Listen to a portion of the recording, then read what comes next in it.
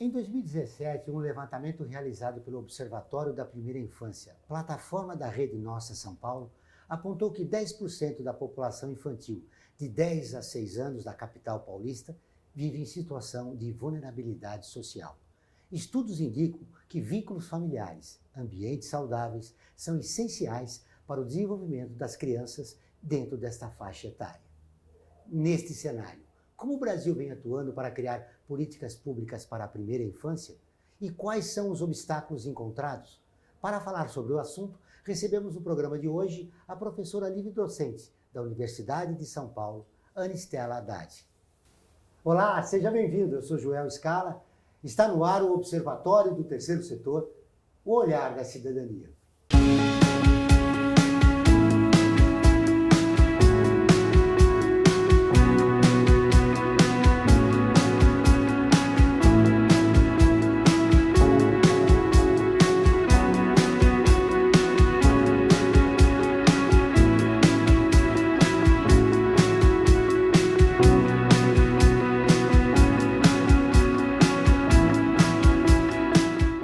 Ana Estela Haddad é pesquisadora em políticas públicas no Núcleo de Apoio à Pesquisa da Escola da Metrópole do Instituto de Estudos Avançados da Universidade de São Paulo.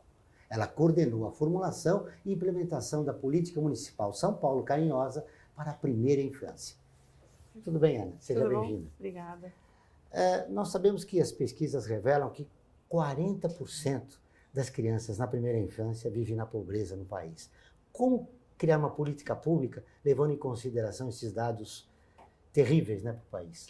Então, Joel, na verdade, uma política como essa foi criada, e começou a fazer muita diferença, que foi, a gente começa lá atrás com o Brasil, com o Bolsa Família, e o Bolsa Família, depois de alguns anos de atuação e de efeitos que promoveu, principalmente em relação às condicionalidades, a condicionalidade da frequência da saúde, da frequência escolar e da saúde, que foram muito importantes, a observação e a pesquisa em cima do CAD único, que é o cadastro das famílias, mostrou a necessidade de se fazer um foco mais importante em famílias jovens com crianças pequenas. E nasceu assim, por exemplo, o Brasil Carinhoso.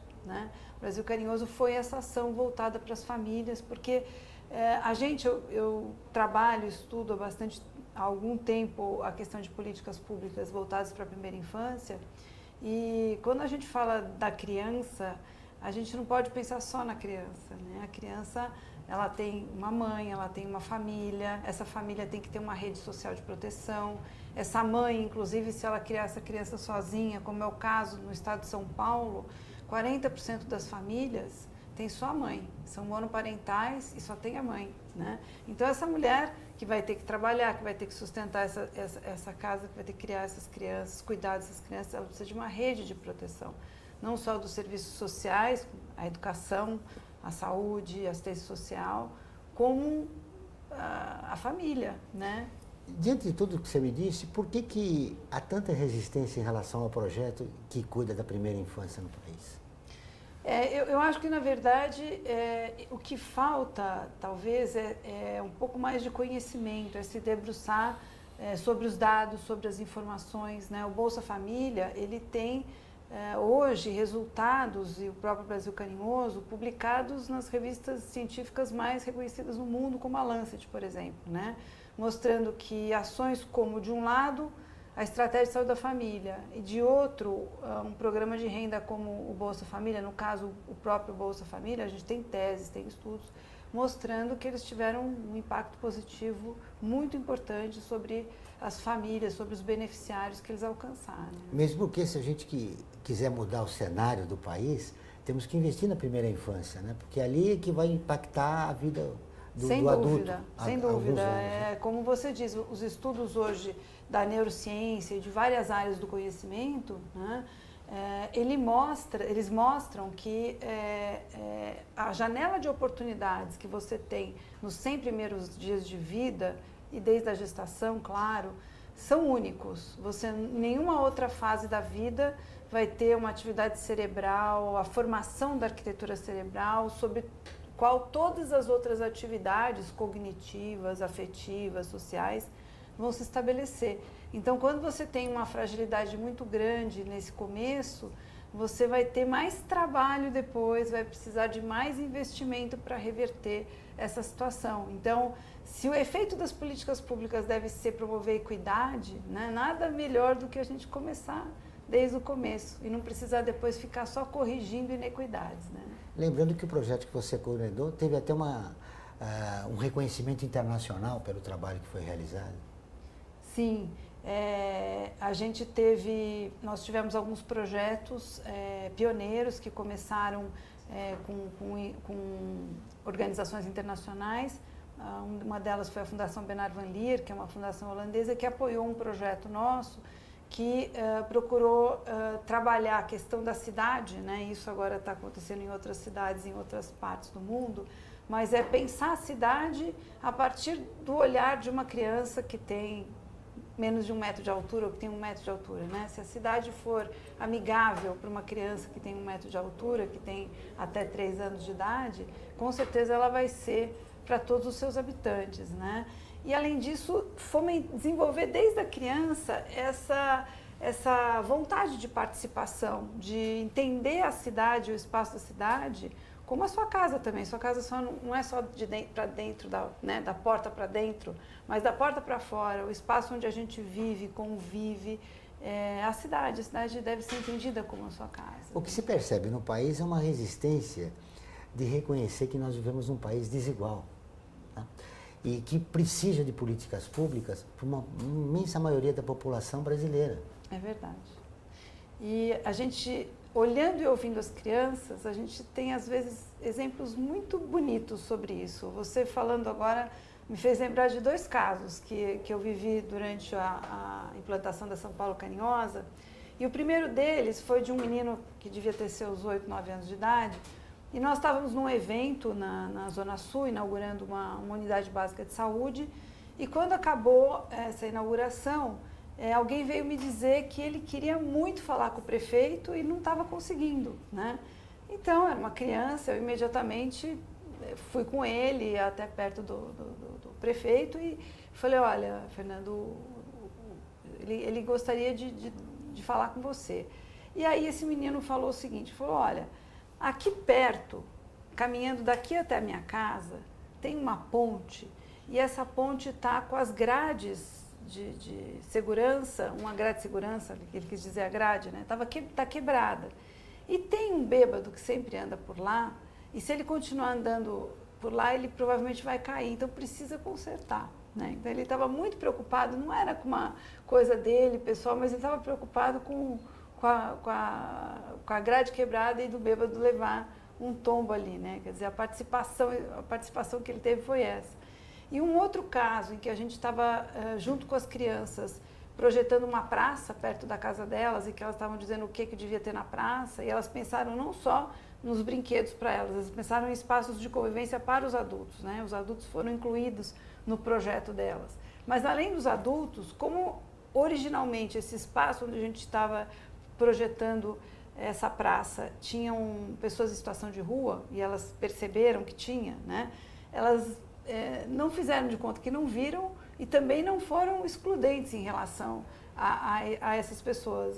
Um dos meninos falou, olha, eu acho que a gente deveria, acho que foi uma menina inclusive, eu acho que a gente deveria fazer com que os moradores que estão lá na praça já em situação de rua pudessem ser os monitores da praça. São 2 casos que a gente realmente firma a convicção de que deve se investir na primeira infância, né, para criar o cidadão do futuro. É isso. Todas as terças e quintas-feiras, ao vivo, às 14 horas, tem programa de rádio Observatório do Terceiro Setor, onde recebemos especialistas que, junto com os ouvintes, debatem os principais temas da atualidade e do terceiro setor. Você pode ouvir pela Rádio Trianon, AM 740, ou em qualquer lugar do mundo, pela internet, do seu celular, computador ou tablet, pelo link que aparece na sua tela. Voltamos depois do intervalo. A FIA é muito mais que uma escola de negócios. É graduação, pós-graduação, MBA, mestrado e consultoria para empresas. Isso faz diferença. Conheça a FIA. Olá, eu sou Laura Gelbert, da ONU News. Notícias das Nações Unidas e do mundo você acompanha na página e nos programas do Observatório do Terceiro Setor, parceiro da ONU News. E para acompanhar diretamente a ONU News em português, acesse nossa página e redes sociais. Até lá!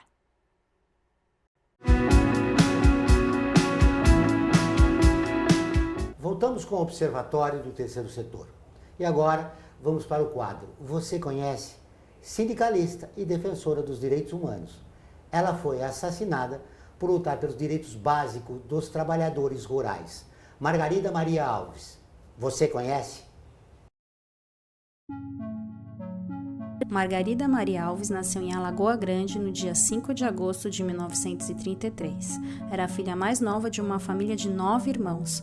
Presidente do Sindicato dos Trabalhadores Rurais de Alagoa Grande, esteve à frente enquanto sindicalista rural eleita para a presidência do sindicato em 1973, da luta pelos direitos básicos dos trabalhadores rurais em Alagoa Grande, como carteira assinada de trabalho, 13º, jornada de trabalho de 8 horas e férias. Margarida Maria Alves foi uma das primeiras mulheres a exercer um cargo de direção sindical no país e foi grande defensora dos direitos humanos no Brasil. Durante o período em que esteve à frente do sindicato, a militante foi responsável por mais de 100 ações trabalhistas na Justiça do Trabalho local. Contudo, sua atuação no sindicato entrou em choque com os interesses do proprietário da maior usina de açúcar local, a usina Tanques, de alguns senhores do engenho, remanescentes do período em que os engenhos dominavam a economia açucareira local e estadual e de fazendeiros não ligados à lavoura da cana.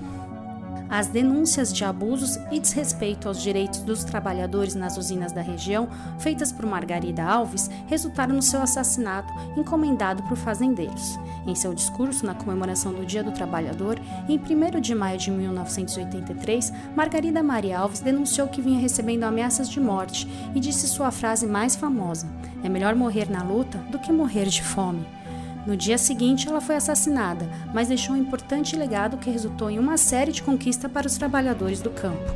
A líder sindical se transformou em um símbolo de resistência e luta contra a violência no campo, pela reforma agrária e fim da exposição dos trabalhadores rurais. Quando Margarida foi assassinada, 72 ações trabalhistas estavam sendo movidas contra os fazendeiros locais. Após mais de 30 anos, nenhum acusado pela morte da sindicalista foi condenado. O crime teve repercussão internacional. Seu nome e sua história de luta inspiraram a Marcha das Margaridas, que foi criada em 2000. Póstumamente, recebeu o prêmio Pax Christi Internacional em 1988. Todos os anos, na semana que antecede o dia 12 de agosto, na cidade de Alagoa Grande, a população traz à tona a memória da sindicalista, que foi a precursora feminina na Paraíba na defesa dos direitos dos trabalhadores do campo. A história da vida da Margarida é um grande exemplo para as feministas da nova geração. É verdade. Coincidentemente, esse fim de semana eu estive num curso lá na Escola Florestan Fernandes, com vários membros do Movimento Sem Terra, e o grupo de mulheres está preparando a Marcha das Margaridas, que acontece desde 2000, né, em memória a ela, que vai acontecer em Brasília dia 14 de agosto. Né? Mas é uma história realmente de muita luta, né? No caso, ela como mulher, né, enfrentou um espaço predominantemente masculino e lutando por direitos que não eram só das mulheres, inclusive, né, mas de todos os trabalhadores rurais. Né? E o tema nesse seminário justamente era a questão dos trabalhadores rurais, mas da terra, da água e da floresta, né? Quer dizer, de uma forma includente, assim, todos os trabalhadores que muitas vezes têm condições de trabalho difíceis, desafiadoras, né? Mas que ao mesmo tempo procuram trabalhar de forma sustentável e integrada com a natureza e não colocando, por exemplo, a questão econômica ou os lucros econômicos ou o interesse econômico acima de um equilíbrio, né, com a natureza e com a sustentabilidade e com o ambiente, que hoje se torna cada vez mais urgente. A gente sabe que muitas autoridades não tão sensíveis ainda, mas que num curto espaço de tempo vai haver um movimento oposto, né? Está se prevendo um movimento oposto do espaço urbano para o espaço rural, porque vai ficar chamada sem grande planejamento, volta, né? Vai ficar é impossível a gente continuar vivendo nos grandes centros urbanos. Né? Eu queria repercutir com você. A sensação que eu tenho é de que, da época dela para os dias de hoje, pouca coisa mudou, né? Pois é, a gente parece que tem ondas, né? A gente parece que começa a avançar e sente que está avançando, de repente vem um retrocesso, você fala, mas nós não estávamos já um pouco mais lá na frente, de repente parece que a gente volta a discutir questões que a gente achava que já estavam superadas e que todos compreendiam que eram importantes, né? E acho que a gente está vivendo um período como esse, né? Assim, de retomar essa onda de retrocesso que a gente vive no país é um fenômeno que ocorre no mundo inteiro, mas especialmente no nosso país, atinge as mulheres, né? Os índios, a população LGBT, isso. Na verdade, os negros. Todas as minorias, né? Quando a gente parece que não entende sobre a importância de conviver, se sensibilizar com a diferença, com o diferente, né? O diferente nos faz mais humanos, né? Nós não somos iguais, nós somos diferentes. É que nem, por exemplo, a questão da escola inclusiva, quando você mantém a educação especial, a segregação desde cedo para todas as crianças que têm deficiência e priva elas de conviver com todos, vamos dizer, socialmente desde o início, mas priva também aqueles que não são deficientes de conhecer e se sensibilizar com a deficiência e saber que existem outras formas de você viver, de você se comunicar, de você, né? Isso é enriquecedor, é um processo formador, humanizador que precisa acontecer. A gente precisa saber conviver com o diferente. Além de reconhecer a humanidade do seu próximo, nesse cenário, como é que a gente sai dele, na tua visão? Olha, eu também não sei, mas eu acho que uma coisa importante, em primeiro lugar, é a gente, nos espaços que a gente está, sejam eles quais forem, eu, por exemplo, estou no espaço da educação, né? E eu me preocupo muito como professora de nunca me omitir nos meus posicionamentos. Eu não digo no posicionamento político partidário de forma nenhuma. Eu falo do posicionamento que a gente tem em relação a valores, em relação a como conduzir as relações, né? Então, eu acho que a gente está sempre dando recados de alguma maneira nos espaços que a gente ocupa, nas escolas que a gente faz, nas agendas que a gente faz ou deixa de fazer, né? Então, e eu acho que a gente não deve perder as oportunidades também de conversar com as pessoas que pensam diferente da gente, de abrir diálogos e estar aberto a mudar de ideia e também estar aberto a expor outras pessoas para que elas também mudem um pouco de ideia e a gente consiga conviver com tolerância, né?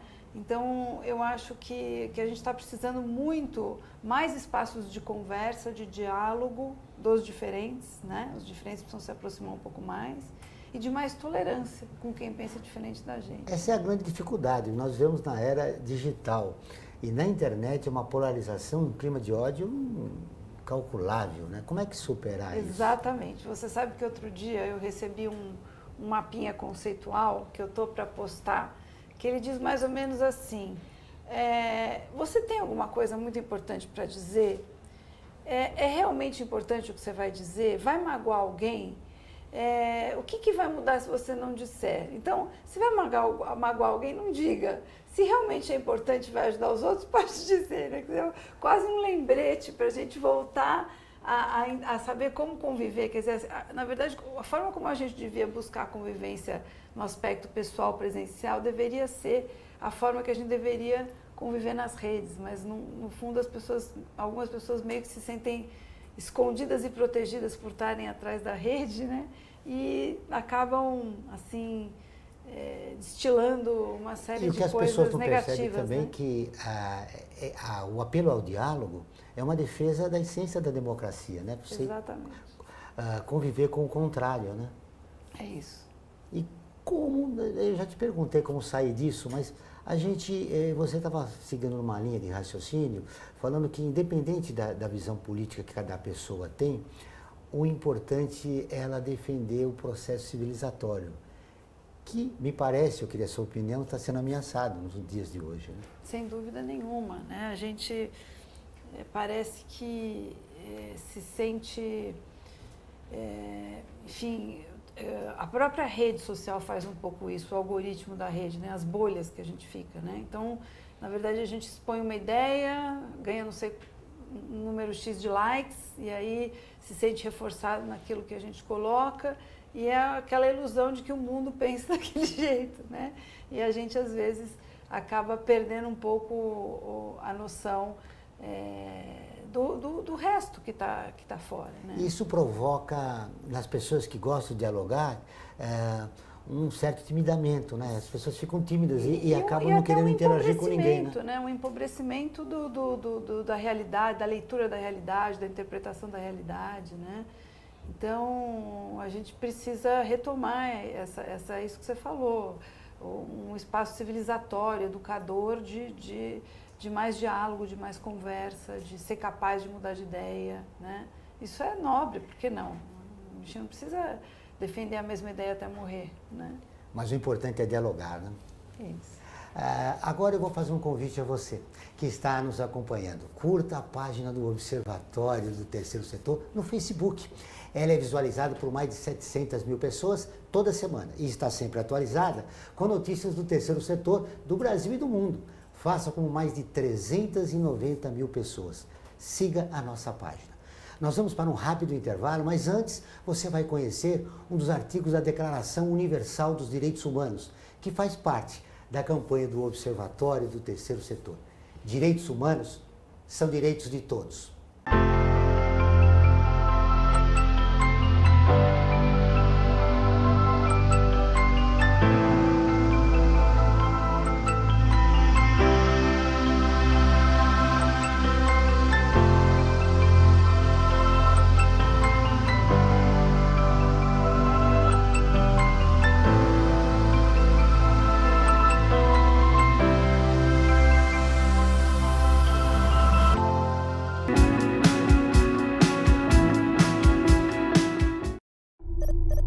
Internacionalizar a economia afeta o seu emprego? Para onde vai o Brasil? Ter opinião sem análise é só repetição, repetição, repetição, repetição, repetição, repetição, repetição, repetição, repetição. Informação é importante, análise é fundamental. Le Monde Diplomatique Brasil, independente e crítico.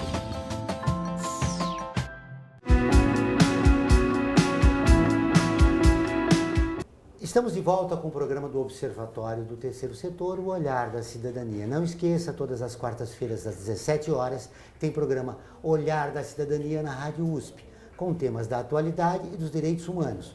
Anote, todas as quartas-feiras, às 17 horas, na Rádio USP, em São Paulo, 93,7 FM, em Ribeirão Preto, 107,9 FM. Ana, no bloco anterior, você falava do Bolsa Família. É um dos programas essenciais para mais de 50 milhões de brasileiros que está ameaçado. É verdade, ele tem sofrido cortes, né? Isso nem tem tido tanta visibilidade, mas às vezes para essas famílias, para que elas tenham um primeiro impulso para conseguir sair da situação de extrema miséria, é o que faz a diferença. Toda família às vezes precisa de um primeiro empurrão. E a gente tem muitos exemplos, eu convivi com muitos exemplos e depoimentos de pessoas. Conheci uma moça, inclusive tem uma matéria que foi feita com ela depois na internet. Ela conta a história de vida dela e ela cresceu na rua, ela não teve oportunidade de estudo, ela conseguiu, recebeu a informação, acabou se cadastrando, foi beneficiária do Bolsa Família por um tempo, estudou, casou, passou a ter uma casa, foi trabalhar como cadastradora, né, para ajudar outras famílias, né, e saiu daquela situação. Hoje ela tem uma família, tem uma casa e ela mesma tomou a iniciativa de dizer que não precisava mais do benefício quando ela se viu numa situação de se equilibrar sozinha. Então, eu acho errado vamos dizer, esse senso comum que às vezes diz que a pessoa quer receber o benefício a vida inteira. Não é verdade, né? A pessoa quer, às vezes, uma porta de saída de uma situação muito difícil. Isso que eu queria te perguntar, onde está a origem do preconceito em relação a uma política pública que deu certo para um número expressivo de brasileiros?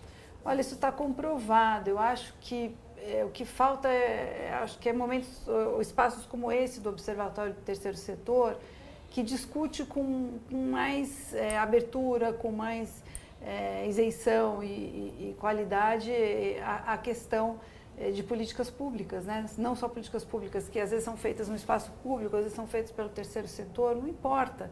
O que importa é que elas contribuem, às vezes, para que a sociedade se desenvolva como um todo. A gente não vai ter uma sociedade melhor se a gente tiver parte da nossa população numa situação de miséria, né? Então, às vezes, um benefício como esse tira, por exemplo, a situação de uma criança ser explorada num trabalho forçado ou numa situação de perigo e vulnerabilidade para ela e recoloca ela na escola. E ela na escola, ela tem chance de se desenvolver e de ter um futuro melhor, né? Assim como a própria a condicionalidade da saúde. Então, tanto os reflexos na saúde e na educação aconteceram com o benefício do Bolsa Família, isso está comprovado. É verdade, e o Bolsa Família está sendo ameaçado agora porque ele ficou uma política de governo, não de Estado. Essa é a grande dificuldade das políticas públicas no nosso país, né?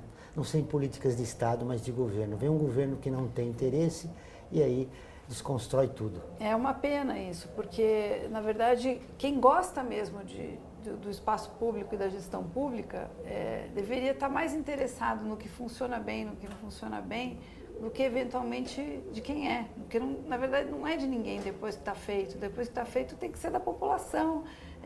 Aquele é um espaço público, né, de compartilhamento, não é um espaço privado de eu me apropriar das coisas, né, daquilo que é feito, né? Nós conversamos no intervalo e você falava da sua preocupação da situação da mulher e das mulheres que estão presas, por exemplo, do cerceamento e da ausência dos direitos humanos em relação a elas. Né?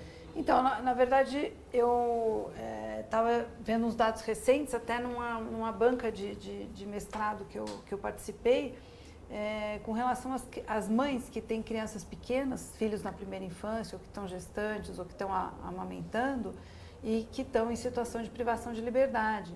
E tem alguns dados recentes que são muito assim assustadores e que deveriam nos levar, como sociedade, a ter um sentimento de urgência, que é o seguinte: hoje, se você olhar para o sistema prisional, nós temos mais ou menos 600 mil presos, dados no final do ano passado, mais de 600 mil presos no sistema. E desses 600 mil, 40% que estão presos, 40% das pessoas presas, não foram ainda julgadas, ou seja, estão em prisão preventiva sem ter tido um julgamento, né? E nós sabemos a condição que estão as prisões, né? Bom, ao lado disso, teve uma lei de drogas de 2006, se eu não me engano, que ao longo do tempo acabou tendo um efeito, a ser pesquisado ainda, mas teve um efeito de aumentar em quase 600% a prisão de mulheres, né? Dessas mulheres, 74% não tem mais do que o ensino fundamental. E 74%, muitas não têm ensino fundamental, e 74% delas são mães, né? E muitas vezes o bebê, a criança, acaba ficando no presídio junto com a mãe.